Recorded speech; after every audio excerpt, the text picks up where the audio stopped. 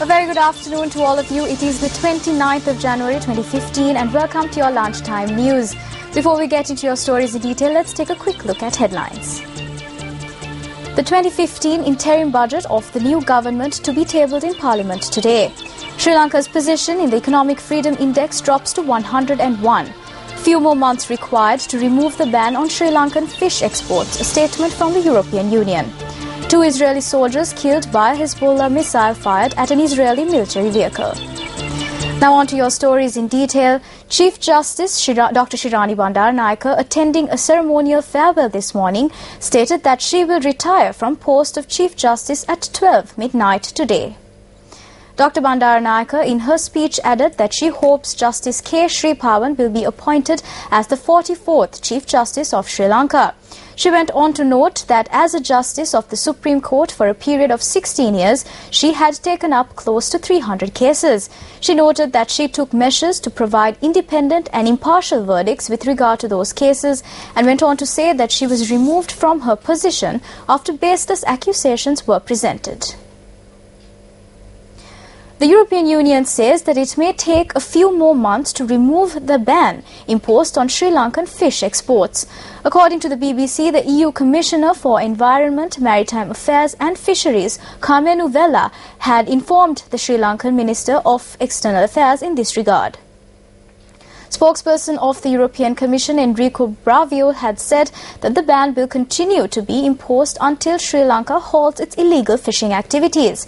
The spokesperson further noted that a constructive solution will be provided in the coming months, taking the pledges made by the new government into consideration. The spokesperson further added that it commends the efforts undertaken by Sri Lanka to remove the ban on Sri Lankan fish exports. The European Commission has taken steps to send envoys to Sri Lanka in order to monitor the developments. The BBC also reports that discussions were held centering on the ban imposed on fish exports between a number of officials, including the Sri Lanka Foreign Minister in Brussels and Belgium. The interim budget containing concessions agreed upon by the new government under its 100-day program will be presented in Parliament at 1 p.m. today. We are now joined by Krishan Devasagayam, who is currently at the Parliament complex, for the latest details. I am currently at the Parliamentary complex where the interim budget of the new government will be presented shortly by Minister Ravi Karunanaike as his capacity as the Minister of Finance. Now, the Minister has promised a lot of reductions in the cost of essential items, as well as increase of salaries for public servants, as well as many other sectors. The interim budget is supposed to be presented on the clock by the Minister. Stay tuned to News First as we bring you the latest details of the budget as and when it happens. Now, Sri Lanka's position in the 2015 Economic Freedom Index has dropped to 101, a drop of 1.4 points from last year. Sri Lanka's economic freedom score is 58.6, recorded out of 178 countries. Sri Lanka is ranked 21st out of 42 countries in the Asia-Pacific region, and its score is just below the world and regional averages. Over the past 5 years, economic freedom in Sri Lanka has advanced by 1.5 points, with improvements in half of the 10 factors led by double-digit gains in fiscal freedom. Overall, however, the foundations of economic freedom remain weak. Hong Kong is placed first in the 2015 Index Economic Forum, while America is ranked 12th. However, China, which is currently the world's largest economy, is ranked 139th. The Index of Economic Freedom comprises of 178 countries and is published by the Heritage Foundation.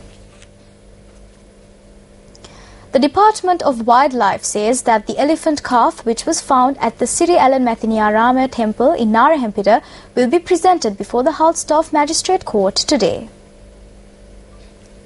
Assistant Director of the Western Province, AADU Indrajit, said that the elephant calf that was found in the temple in Narahempita was taken into custody of the Wildlife Department due to the failure to produce documents verifying the ownership. The raid was conducted in the instructions of Deputy Minister Vasantha Senanayake, who had arrived at the spot, accompanied by wildlife officials. The Assistant Director of the Western Province said that the elephant calf is 2.5 years old. A cabinet subcommittee will be appointed to look into the issues that have arisen with regard to the broadcasting rights of international cricket matches. According to Cabinet Media spokesperson Dr. Rajitha Senaratne, the decision was reached at last night's Cabinet meeting. Dr. Rajitha Senaratne, addressing the Cabinet Media briefing, said attention was focused on the loss incurred by state media institutions as a result of providing the broadcasting rights to CSN. He further said that an injustice has been caused to viewers when the commentary does not take place in the Tamil language. Accordingly, he said a Cabinet subcommittee has been appointed to rectify the situation. The Ministry of Food Security states that the stocks of rice that were imported by Lanka are not suitable for human consumption. Subject Minister Gami Jayavikrama Pereira stated that about 50 to 60,000 metric tons of imported rice are in storage. He added that in addition to those stocks in storage, another 100,000 metric tons of rice are due to come in from India and Bangladesh.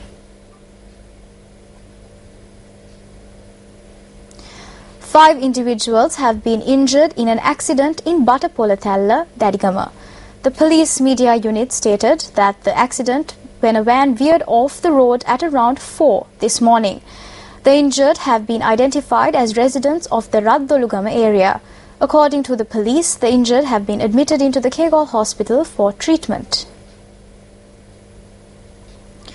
2 Israeli soldiers have been killed by Hezbollah missile fired at an Israeli military vehicle in the Sheba Farms area on the border with Syria and Lebanon.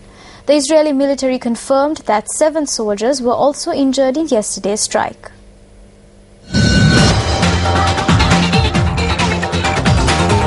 Protests were reported from across the island yesterday and today.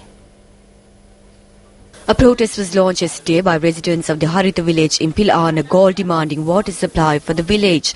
The protesters are victims of the tsunami and had been requesting officials for water supply to their village since 2009, but their requests have fallen on deaf ears so far.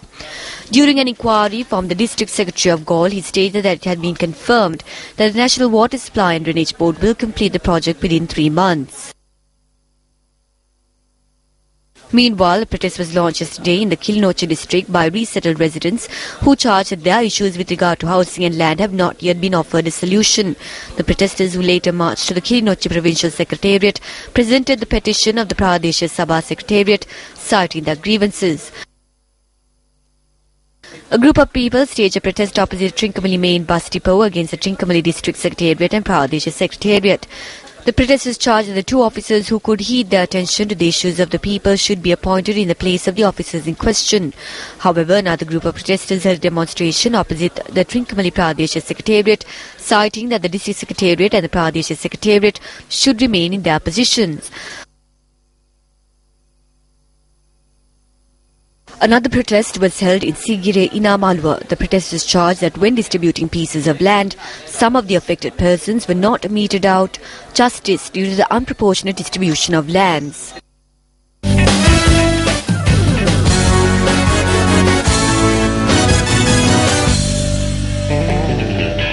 The 7th and final one-day international between Sri Lanka and New Zealand got underway in Wellington this morning.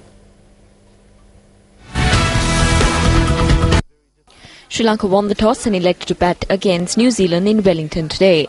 Both Angela Matthews and Brendan McCallum have been rested for this encounter. 23-year-old fast bowler Dushmantha Chamira made his ODI debut today.